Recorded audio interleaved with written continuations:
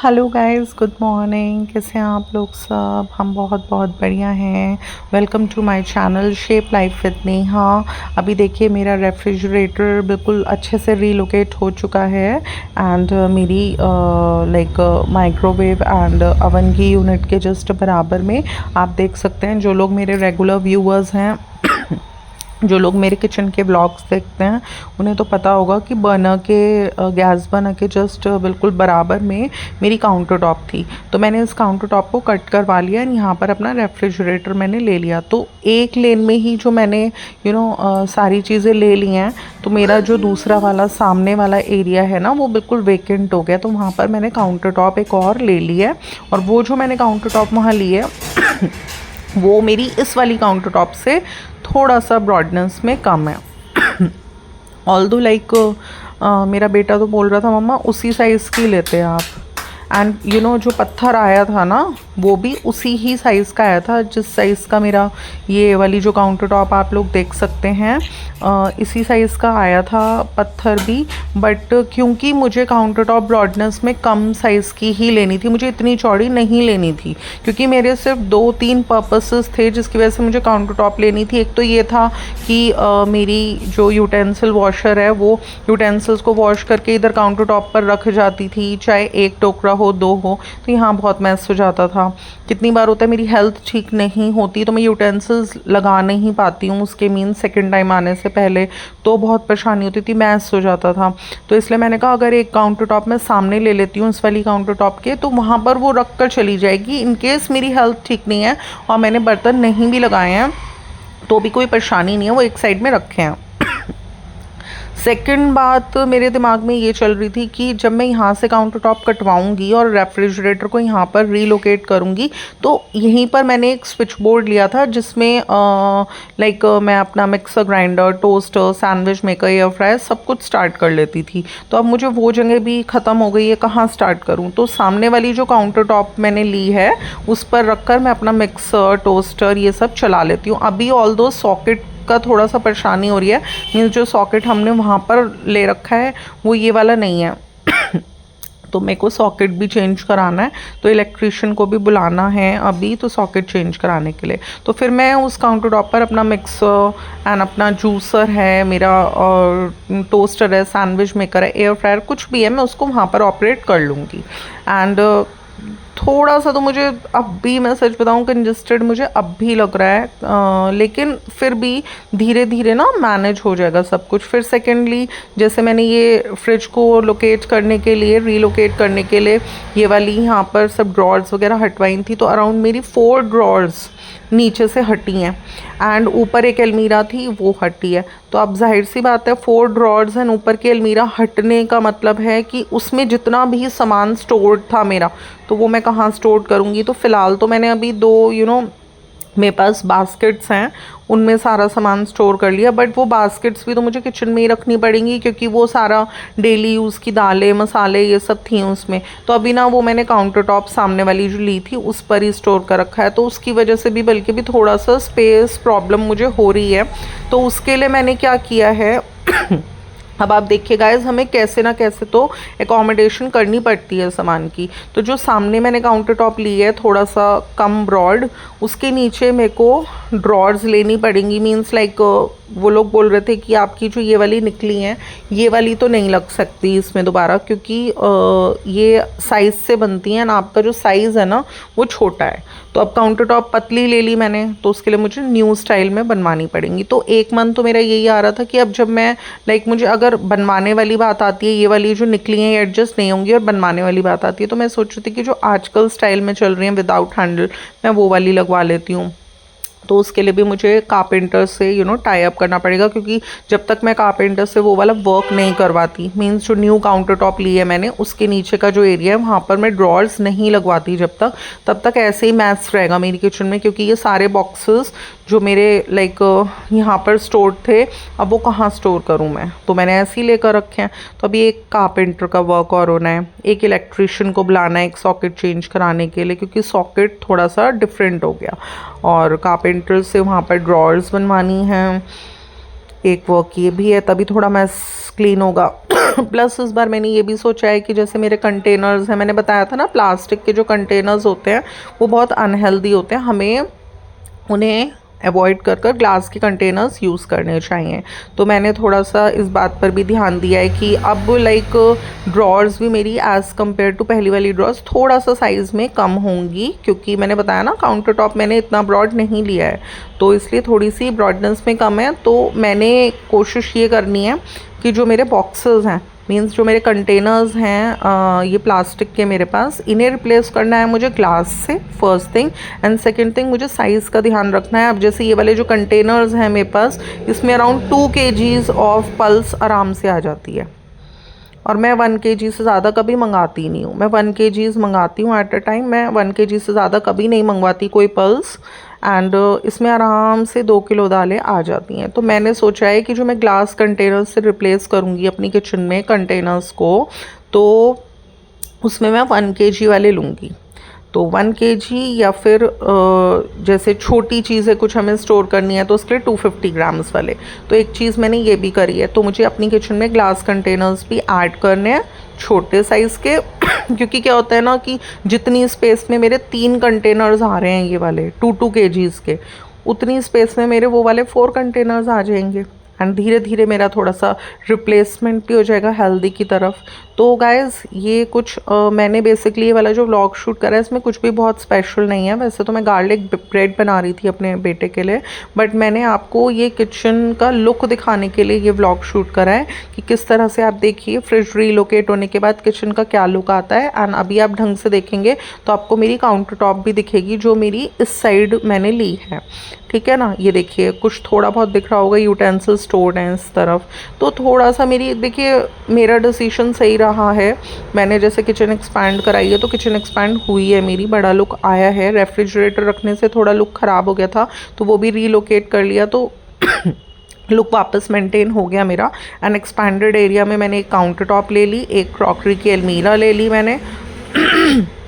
But बात क्या होती है कि हम एक साइड हम बनवाते रहें और एक साइड से हम कम करते रहें तो उसमें भी ना फिर कोई फ़ायदा नहीं होता। मीन्स लाइक आपने 4 अलमारियाँ कम करवाई, एक बनवा ली, तो आपको कैसे स्पेस मिलेगी, आपकी तो उतनी कम भी हो रही है। तो इसलिए मैंने अभी कारपेंटर से बात करनी है एंड उनसे बोलना है जो ड्रॉर्स निकली हैं अगर वो एडजस्ट हो सकती हैं तो उन्हें कर दीजिए, और अगर वो एडजस्ट नहीं हो सकती तो इनको न्यू स्टाइल में जैसे आजकल विदाउट हैंडल बन रही हैं वो मेरी आप बना दीजिए। तो बस अब इस चीज़ के लिए देखेंगे, इलेक्ट्रिशियन को बुलाना है, कारपेंटर को बुलाना है। एंड उसके बाद मेरा जो ये थोड़ा बहुत मैस हो रहा है ये बस तब तक का मुझे एडजस्टमेंट करना है। एंड थोड़ा सा मैंने बताया था मैंने कंटेनर्स ग्लास कंटेनर्स से रिप्लेस करने, तो वो तो सब धीरे धीरे सब चीज़ें हो जाएंगी। तो एक चीज़ मैं और डिस्कस करूँगी गाइज़, ये तो मेरा थोड़ा सा किचन एक्सपेंशन प्रोग्राम चल रहा है जो कि दिसंबर मंथ से स्टार्ट हुआ था एंड ऑलमोस्ट 3 मंथ्स हो चुके हैं। एंड अब आने वाली है होली एंड फिर बसौड़ा पूजन, जो बेसिकली 2 चीज़ें इस मंथ में पड़ती हैं वो यही हैं। तो मेरी कोशिश थोड़ा सा मैं अभी ये सोच रही थी कि जैसे होली आने वाली है तो कुछ मैं खाने पीने की चीज़ों की प्रिपरेशंस कर लूँ। तो अभी मैं ये भी सोच रही थी कि थोड़ा रुक जाती हूँ मैं कारपेंटर को नहीं बुलाती, क्योंकि कारपेंटर भी 3-4 दिन लगा देंगे तो बड़ी परेशानी होती है। जब हमें रहते हुए घर में कोई भी काम करवाना पड़ता है ना तो हमें बड़ी परेशानी होती है। And second thing is health भी ठीक नहीं रहती, तो सोचती हूँ थोड़ा थोड़ा ब्रेक ले लेकर कामों को करती रहूँ। एंड एक चीज़ और थी वो ये था कि मेरा जो फाइनल वर्क अब लाइक कारपेंटर के वर्क के बाद है वो है मेरा वाइट वॉशिंग का। तो मैंने सोचा था कि वाइट वॉश करा लूँगी मैं अपनी किचन में एंड मैं वाइट पेंट ही कराऊँगी, उससे थोड़ा सा नीट लुक आ जाएगा मेरी किचन में। तो उसके बाद तो हम कुछ भी लाइक जहाँ हमें वॉलपेपर लेना है वो ले सकते हैं, या मुझे लीव्स हैंगिंग लीव्स लगानी है वो लगा सकते हैं, उससे थोड़ा सा लोअर्स कहीं मुझे लगवाना है वो लगवा सकते हैं, उससे थोड़ा सा ना डिज़ाइनिंग आ जाती है। या हमें कहीं लाइट्स हैंगिंग वाली लेनी है वो ले सकते हैं, वो तो सब बात की चीज़ें हैं, धीरे धीरे आप कुछ भी करा सकते हो। तो बस यही था मेरा। एंड सेकेंड थिंग इज़ जो लोअर्स होते हैं लुक के लिए जैसे लगते हैं कहीं पर भी, वो तो कारपेंटर ही लगाएगा। तो मैं सोच रही थी कारपेंटर को अभी बुलाऊंगी, तो फिर अभी मैंने लोअर्स लगवाए तो फिर पेंट जब होगा तो उससे भी थोड़ा सा स्पॉइलेज का हो सकता है, तो इसलिए इसलिए मैं सोच रही हूँ अभी थोड़ा सा मैं ब्रेक ले लूँ। एंड क्योंकि 14th की होली है एंड आज 4 मार्च ऑलरेडी हो चुका है, तो मैं सोच रही हूँ कि अब ज़्यादा दिन नहीं है, 8-9 दिन 10 दिन लगभग हैं, तो थोड़ा सा टाइम भी देखिए टाइम कंज्यूमिंग होता है। बिटिया की डिमांड पे थोड़ा सा कुछ खाने पीने का सामान बनाना था, और वैसे भी उसने नहीं भी कहा होता तो मैं थोड़ा बहुत होली के लिए बना कर रखती हूँ। तो मैं यही सोच रही थी कि 3-4 दिन लगा के कुछ अच्छी अच्छी चीज़ें जो हम सूखी कंटेनर्स में भर सकते हैं, जैसे नमक पारे हो गए, मठरी हो गई, गुंजिया हो गई, ये सब मैं प्लान कर रही हूँ अभी कि मैं बना पाऊँ। एंड कुछ चीज़ें होती हैं जैसे दही की गुंजिया हो गई, भल्ले हो गए, और इस तरह की चीज़ें ये मैं सोच रही थी होली से 2 दिन लगभग पहले ही मैं बनाऊँ। तो गाइस देखिए अपने घर का होता है ये, तो शुभ हम कैसे करते हैं, कितना करते हैं। अब देखिए मेरी मम्मी हमेशा दही के भल्ले, दही की गुंजिया एक दिन पहले बना कर रखती थी। उसके अलावा मठरी, नमक पारे, शक्कर पारे, और भी मीठे में 1-2 चीज़ें, सब चीज़ें बनाती थी, भेजती भी थी, कुछ मार्केट से भी लाती थी। तो इसलिए हमें तो सिर्फ ये देखना, हमें ये नहीं सोचना हमें अपने घर की शुभ होती है। जो भी चीज़ें हम करते हैं वो हमारी उसमें अपने घर की शुभ होती है, हमें करनी चाहिए। थोड़ा बहुत ना एक ट्रेडिशनली अगर हम सोचें ना तो थोड़ा सा अच्छा लगता है जब हम घर में कुछ फेस्टिवल्स पर बनाते हैं, मुझे तो बहुत अच्छा लगता है। बस तो यही है कि प्लानिंग तो करी है मैंने कि ये सब चीज़ें करनी है, बट डिपेंड करता है कि जो डेली रूटीन के काम हैं उनसे जैसे ही मुझे थोड़ी सी फुर्सत मिलती है तो मैं थोड़ा थोड़ा कर कर रखूँगी। एंड अभी गुली भी यहीं पर थी एंड मैं उसको बुला रही थी, मैं उससे पूछ रही थी, मैंने कहा देखो तुम्हारा एरिया बढ़ गया खेलने के लिए, घूमने के लिए, बैठने के लिए, तुम्हें कैसा लग रहा है, क्योंकि यहीं पे बैठी रहती है।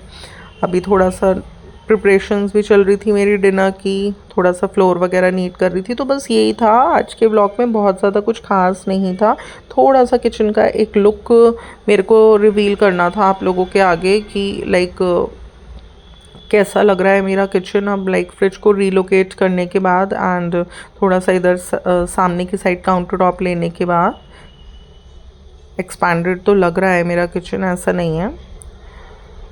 और बस ये जो वर्क्स मैंने डिस्कस करे अपने व्यूअर्स के साथ कि ऐसे से एक बार इलेक्ट्रिशियन को देन कारपेंटर को मुझे बुलाना है, तो मैं थोड़ा सा ना इस बार प्लानिंग से चलने की सोचूंगी कि यही होता है हम 5 बार इलेक्ट्रिशियन को बुलाएं, उससे बेटर है हम एक बार बुलाकर उनसे सारे काम करा लें।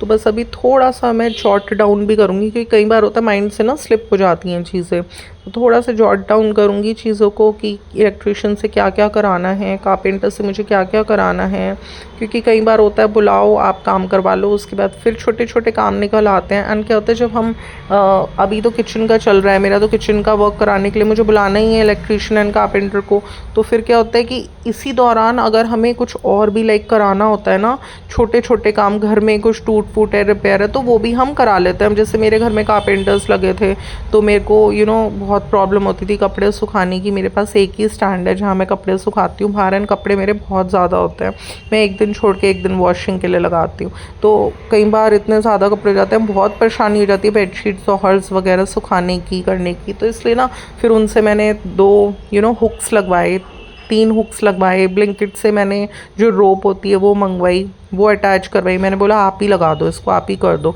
तो अब मुझे इतना लाइक उससे कन्वीनियंस हो गई एक, ये स्पेशली कोई कारपेंटर आके आपके घर पे हुक्स नहीं लगाएगा एंड रोप को टाई नहीं करेगा, बट जब आपके घर में कुछ थोड़ा सा बड़ा काम चल रहा होता है उसके दौरान अगर हम थोड़ा सा अपने माइंड में रखें कि हाँ ये छोटी छोटी चीज़ें हैं कि लाइक कोई हमारा डोर रिपेयर होना है, कोई डोर हमारा बंद नहीं हो रहा, विंडो बंद नहीं हो रही, छोटे छोटे रिपेयर्स के काम होते हैं। वैसे तो कहते हैं कि हमें हर 6 मंथ्स में ये रिपेयरिंग के लिए थोड़ा सा बुलाना चाहिए हर जने को, बट फिर भी इकोनॉमिकली भी अगर हम सोचें तो अब जैसे ये सब काम चल रहा था तो मैंने उनसे बोला आप ये भी कर दीजिए, ये भी कर दीजिए, छोटे छोटे काम थे। तो भाई जो भी मटेरियल कॉस्ट थी वो तो वो मुझसे लेंगे ही, बट लेबर कॉस्ट अलग से उन्होंने कुछ नहीं ली क्योंकि वो फुल डे की लेबर चार्जेस मुझसे ले रहे थे।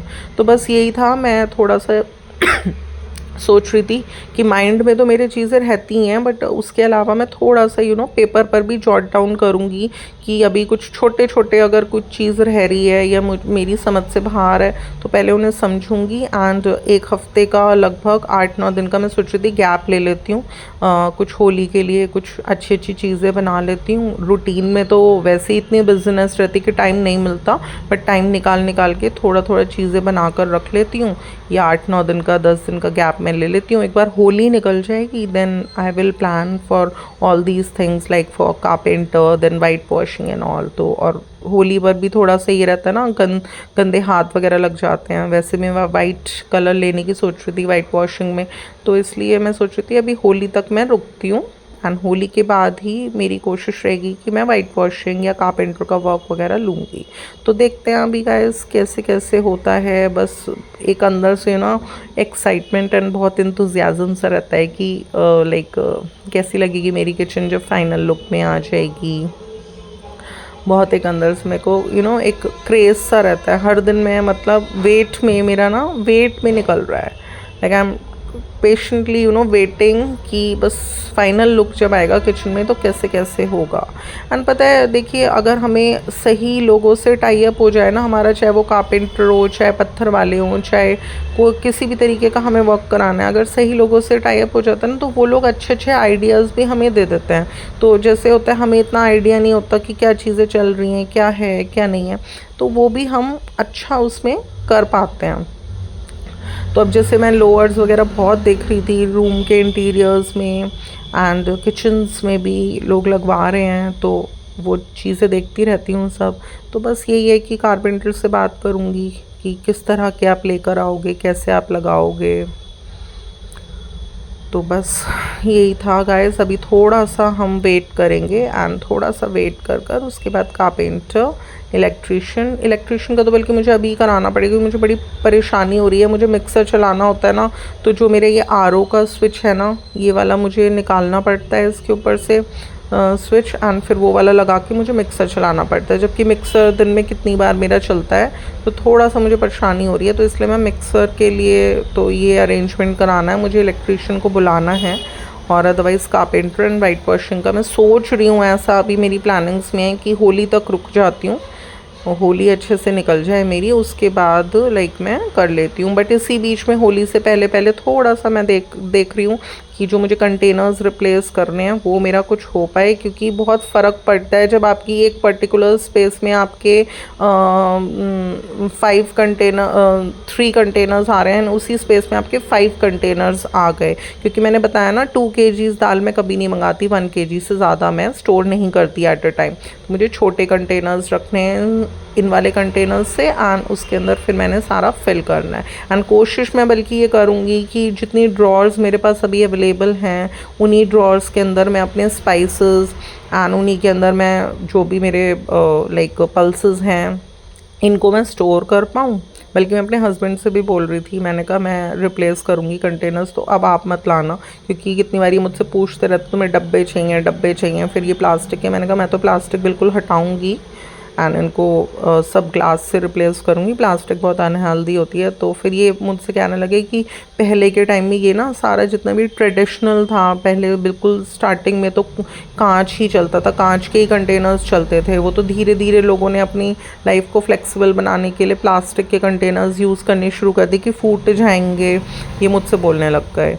तो मुझे बिलीव भी होता है इस बात पे, क्योंकि मैंने खुद अपने घर में अपनी मॉम को भी ग्लास के कंटेनर्स वगैरह यूज़ करते हुए देखा है किचन में। प्लास्टिक तो लाइक अब जाके लोग करने लग गए हैं। तो वही चीज़ें जो ट्रेडिशन में स्टार्टिंग में लोग सही चीज़ों का इस्तेमाल कर रहे थे, वही अब एज अ फैशन आ गई है। गाइस मैं बता नहीं सकती, मैंने नेट पर देखा था एक से एक कंटेनर्स हैं 450 के, इतने सुंदर सुंदर ग्लास के कंटेनर्स। बट वही लगता है मेरे को कि देखिए अब मेरी आदत है कि जैसे किसी कंटेनर में कुछ सामान ख़त्म हो जाता है तो मैं उसको वॉशिंग के लिए रख देती हूँ, तो मेरी मेड वॉश कर चल जाती है, फिर ड्राई हो जाता है, मैं फिर उसमें भर लेती हूँ। हर बार जब भी ख़त्म होता है कुछ तो हर कंटेनर वॉश होता है। तो जब पूरे साल 365 दिन आपके कंटेनर्स एक रेगुलरिटी में वॉश होते रहते हैं ना, तो आपको किसी दीपावली की नीड नहीं होती। वरना कितने लोग होते हैं दीपावली वाले दिन सारे कंटेनर्स की सफाई करते हैं, मेरे साथ ऐसा नहीं है, मेरा कोई भी कंटेनर, दाल फिनिश हुई, चावल फिनिश हुए, आटा फिनिश हुआ, तो जिन जिन में ये स्टोर्ड हैं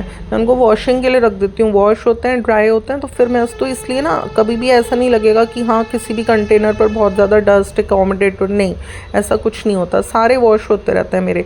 एंड जो मेरे मसाले हैं, जैसे कि जितने भी मसाले यूज़ करती हूँ, स्पाइसेस यूज़ करती हूँ, उसके लिए तो मैंने थोड़े थोड़े तो रिप्लेस करे थे बॉक्सेस, कुछ अच्छे लेकर आई थी मैं, बट बीच में फिर थोड़ा सा मेरा, मैंने बताया था अपने एक ब्लॉग में, इंथुजियाज़म घर से मेरा थोड़ा सा हट गया था दिमाग। अभी तो वैसे भी 3 महीने से जब से किचन का चल रहा है ना मेरा, कुछ मैं प्रॉपर ऑर्गेनाइजेशन पे ध्यान बिल्कुल भी नहीं दे पा रही। मैं आपको अपने आगे के व्लॉग्स में दिखाऊंगी कि किस तरह से मेरा होम टेम्पल बिल्कुल स्टोर की शेप हो गई है। एंड मैंने आपको अलमीरा ऑर्गेनाइजेशन करी थी अपनी, जिसमें साड़ी स्टोर है, वो सब ऐसा पूरा भर गया है। हर अलमीरा मैं आपको दिखाऊंगी अपने ब्लॉग्स में खोल खोल के कि सारी अलमीराज में मैस मचा पड़ा है, क्योंकि जब से किचन एक्सपेंशन स्टार्ट हुआ ना, मेरी हेल्थ भी तब से इतनी ज़्यादा सीवियरली ख़राब हो रही है कि मेरे डेली का रूटीन भी जो ब्रेकफास्ट लंच एंड डिनर का है वही प्रॉपर नहीं चल रहा। तो फिर मैं एक्स्ट्रा काम तो मैं क्या ही करूँगी। तो अब दिखा आपको कि किस तरह से मैंने अब दिखाया, इधर काउंटर टॉप ले ली, उस पर बर्तनों के टोकरे स्टोर्ड हो रहे हैं, तो उसके नीचे ही जो स्पेस है वहीं पर मैंने फ्लोर, वहीं पर वीट वगैरह मैंने सब स्टोर कर रखा। तो देखिए धीरे धीरे शेप में सारी चीज़ें आएंगी, बट हाँ मुझे सेटिस्फेक्शन पूरी है इस चीज़ की कि I am literally moving towards healthy life style and healthy things. क्योंकि मैं वैसे तो देखिए मिथ्स भी हो सकते हैं ये, बट मैंने यही स्टडी करा था कि जितना हम एल्युमिनियम के यूटेंसिल्स यूज़ करते हैं, नॉन स्टिक के यूटेंसिल्स हम अपनी किचन में यूज़ करते हैं, हम लोग टेबल सॉल्ट यूज़ करते हैं, हम लोग जितना ज़्यादा शुगर कंज्यूम करते हैं, और जितना हम silver foil instead of food wrapping paper हम यूज़ करते हैं, ये सब चीज़ें बहुत बहुत ज़्यादा हमारे हार्ट हेल्थ, हमारी किडनी हेल्थ, इन सब के लिए बहुत डेंजरस हैं। कितने लोग हैं कैंसर हो जाता है उनको, कितने लोगों को किडनी इश्यूज़ हो जाते हैं। मेरी मॉम है, she died from the kidney issue, उन्हें किडनी इशू हो गया था, उनकी किडनी फेल हुई थी, एंड वो बीमारी उनके बॉडी में कितने सालों से पनप रही थी, बट क्योंकि उनको सीवियर अर्थराइटिस की भी प्रॉब्लम थी तो कभी उनका ध्यान इस तरफ नहीं गया। कभी भी 10-12 साल पहले ही अगर डायग्नोस हो जाता कि उनको जो स्वेलिंग रहती है बॉडी में, उसका एक रीज़न अगर अर्थराइटिस है, तो दूसरा रीज़न उनका ये भी है कि उनको कुछ किडनी में परेशानी थी। अगर वो पहले ही डायग्नोस हो जाता तो शायद वो अच्छे से मेडिटेशन ले, अपनी मेडिकेशन कर पाती, बट ऐसा हुआ नहीं, उनका कोई डायग्नोस हुआ नहीं सही डॉक्टर से, तो इसलिए उनका जो ये अंदर ही अंदर बीमारी थी वो बढ़ती चली गई। एंड बिल्कुल एंड में जब उनकी हेल्थ वो मेरे साथ ही थी, हमने डॉक्टर को दिखाया, उनकी हेल्थ इम्प्रूव नहीं हो गई, वो बिल्कुल बेड रिडन हो गई। हमने डॉक्टर को दिखाया, उससे इम्प्रूवमेंट नहीं हुआ, फिर दूसरे डॉक्टर को दिखाया, उससे इम्प्रूवमेंट नहीं हुआ, फिर तीसरे डॉक्टर को दिखाया, डॉक्टर दिनेश अग्रवाल, जिनसे मेरा ट्रीटमेंट चल रहा था अभी, तो उन्होंने डायग्नोस करा कि उनकी किडनी इशू है उनको। तो फिर जब हमने उन्हें दिखाया तो डॉक्टर प्रशांत बिंद्रा से भी उनका ट्रीटमेंट चला, तो इस स्टेज पर आ गई थी उनकी प्रॉब्लम्स की, उसका फिर कुछ क्योर नहीं हो सकता था। बल्कि फिर मैंने इतना 2-3 डॉक्टर से ट्रीटमेंट चल रहा था, उनकी इतनी मेडिसिन थी, उनसे खाई नहीं जाती थी, तो फिर इसलिए मैंने सोचा कुछ एलोपैथिक ट्रीटमेंट लेते हैं। तो मुझे किसी ने गारंटी दी कि हम ऐसा ट्रीटमेंट देंगे कि आपकी मदर डायलिसिस पर नहीं आएंगी। तो बस मैंने तो कुछ अच्छा ही सोचा था, एंड जब हमने उनका एलोपैथिक आयुर्वेदिक ट्रीटमेंट मैंने उनका शुरू करा, तो वो जैसे बिल्कुल ही बेड रिडन थी, वो चलने फिरने लग गई, अपने खुद से अपने पर्सनल सारे काम करने लग गई। तो मैं बहुत खुश थी कि चलो एक अच्छी फील्ड की तरफ मैंने मूव करा, एंड कुछ मदर की हेल्थ में इम्प्रूवमेंट दिख रहा है। मैं थोड़ा सा टेंशन फ्री हो गई थी, बट पता नहीं क्या हुआ अचानक से, फिर वो भी फिर वो एक्सपायरी हो गई थी। तो इसलिए गाइस देखिए, जब हम फेस करते हैं ना, तो हम ये सोचते हैं कि हम अच्छे से हेल्थ पर भी ध्यान दें। वो सारे एल्युमिनियम के, नॉन स्टिक के सब utensils she use to use, ये बहुत ज़रूरी है कि हमें थोड़ा सा नॉलेज ना हेल्थ पॉइंट ऑफ व्यू से लेते रहने चाहिए। मैं इसलिए बहुत हेल्थ पर बहुत ज़्यादा अवेयर कराती हूँ अपने ब्लॉग्स में लोगों को कि आप प्लीज़ देखिए, हेल्थ के लिए अपनी अवेयर रहिए, क्योंकि ये बॉडी हमारे लिए सब कुछ है, कोई अपना साथ नहीं देता। आज मैं सुबह उठकर बच्चों का ब्रेकफास्ट, अर्ली मॉर्निंग टिफ़िन सब बना पा रही हूँ, बट अगर मेरी हेल्थ ठीक नहीं रहेगी तो मैं अपना ही नहीं कर पाऊँगी, बच्चों का तो मैं क्या ही करूँगी। तो हस्बैंड को 3 नहीं 4 टाइम भी अगर कुछ कह रहे हैं मुझसे तो मैं कर पाऊँगी उनके काम, बट अगर मेरी हेल्थ ठीक नहीं होगी तो मैं किसी का क्या ही कर पाऊँगी। तो इसलिए हम, अगर हमारे मन में ये रहता ना, हम अपनी हर रिस्पॉन्सिबिलिटी को जो हमारी घर के प्रति है अच्छे से निभाएं, तो हमें अपनी हेल्थ का और अपने लाइफस्टाइल पर बहुत अच्छे से ध्यान देना पड़ेगा। तो बस किचन में मेरे मोटिव्स यही रहते हैं कि मैं जो भी अच्छी हेल्थ के लिए चीज़ें हैं उनको लाइक धीरे धीरे अपने किचन में लाऊं, एंड जो भी चीज़ें अनहेल्दी हैं उन्हें मैं अपनी किचन से बाहर निकाल दूँ। तो गाइस, आपको आज का ब्लॉग अच्छा लगता है तो इसे लाइक, शेयर एंड मेरे चैनल को सब्सक्राइब करना बिल्कुल भी ना भूलिएगा। फिर मिलूंगी नेक्स्ट ब्लॉग के साथ। Till then, love you, bye bye.